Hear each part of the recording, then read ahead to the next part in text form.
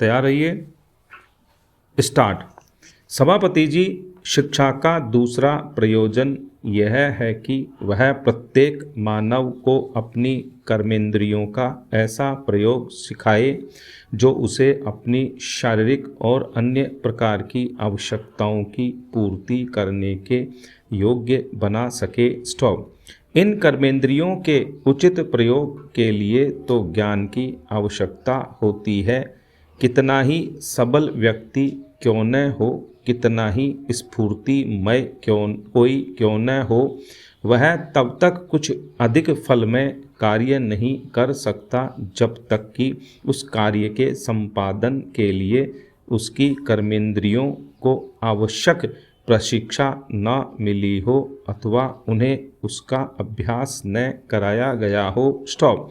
शिक्षा का तीसरा प्रयोजन मेरे विचार में यह है कि व्यक्ति में अपने जैसे ही सब व्यक्तियों के साथ रहने और उनके साथ काम करने के लिए आवश्यक गुणों का उदय हो जाए। स्टॉप।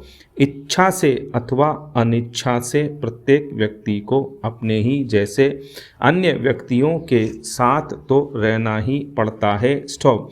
संसार से दूर कोई भी अपनी अलग कुटिया नहीं बना सकता और न बना पाता है। स्टॉप। एकाकी जीवन कवि की सुंदर कल्पना के अतिरिक्त न तो वास्तविक तथ्य है और न हो सकता है। स्टॉप। व्यक्ति चाहे कुछ क्षण के लिए एकाकी रह सके, किंतु सर्वदा वह एकाकी रह ही नहीं सकता। स्टॉप। अतः जब सामूहिक जीवन मानव जीवन का अनिवार्य तथ्य है, तब यह आवश्यक है कि प्रत्येक व्यक्ति को साथ रहने की कला आ जाए। स्टॉप। पिछली शताब्दियों में जब सामूहिक जीवन का क्षेत्र सीमित था और जब आर्थिक क्रियाएं इतनी केंद्रित नहीं हुई थीं, इन तीनों प्रयोजनों के लिए संगठित प्रयास करने की तथा उनमें प्रतिक्षण संतुलन बनाए रखने की विशेष आवश्यकता न थी। स्टॉप। किंतु आज तो सामूहिक जीवन का क्षेत्र भूमंडल व्यापी है और आर्थिक क्रियाओं का सीमातिरेक संकेंद्रण हो गया है। स्टॉप।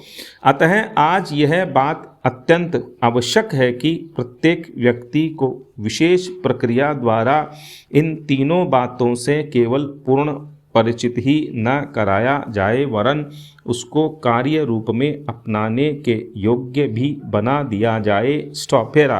अतः पिछली कुछ दशाब्दियों में सारे जगत के लोगों को अतीत से दाय में मिली शिक्षा व्यवस्था में मूलभूत परिवर्तन की आवश्यकता का अनुमान होता रहा है और विभिन्न देशों में विभिन्न प्रकार के परिवर्तन होते भी रहे हैं। स्टॉप।